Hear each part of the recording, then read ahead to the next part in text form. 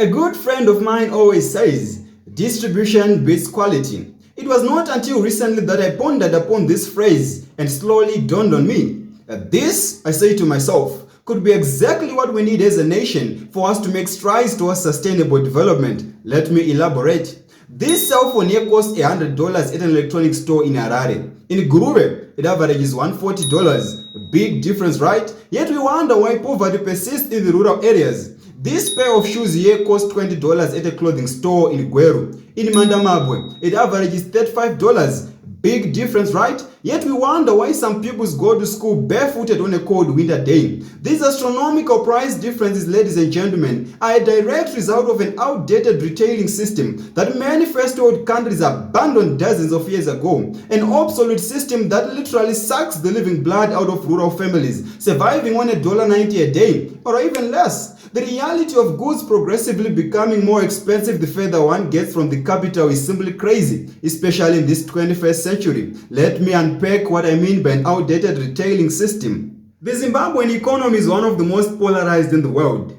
characterized by an enormous gap between the haves and have-nots.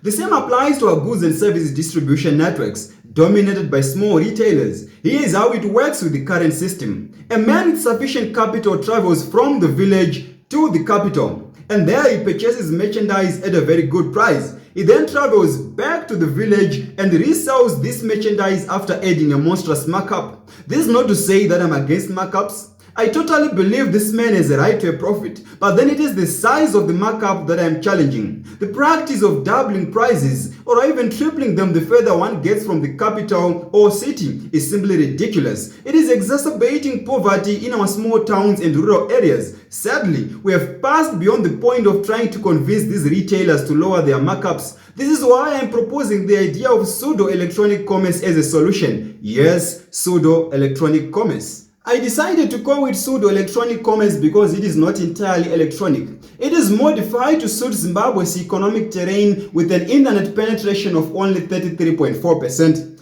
Here is how it works. A man sets up a booth in a small town. They then create flyers and billboards showing high-resolution images of the products on offer. Each product assigned a specific code, e.g. A1, A2, A3. They also make a digital replica in the form of a WhatsApp catalog, which is distributed on this widely used social media platform.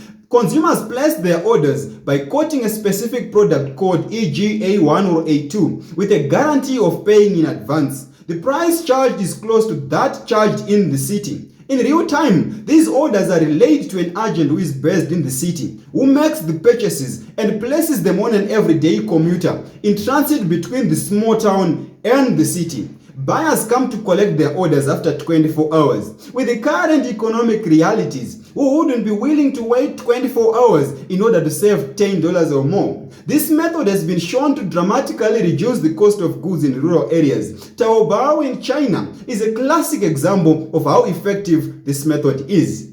This way, that cotton farmer in Gurube would not have to buy a new cell phone for double the price he should pay. That old widow in Karoi would not have to buy a new pair of shoes for a child for double the price he should pay. That teacher in Chendampuya would not have to buy a new car tire for double the price he should pay. Zimbabwe is talented with youths full of zest. Under clear guidance, they can pioneer pseudo-electronic commerce and protect our citizens in the small towns and rural areas from being exploited by this old, outdated, obsolete retailing system. Pseudo-electronic commerce will grant giant strides towards our sustainable development goals: poverty, zero hunger, decent work and economic growth, industry, reduced inequality, all with one stone. What an achievement! Time fails us, but greetings. My name is Felix Museki. I hope I find you well.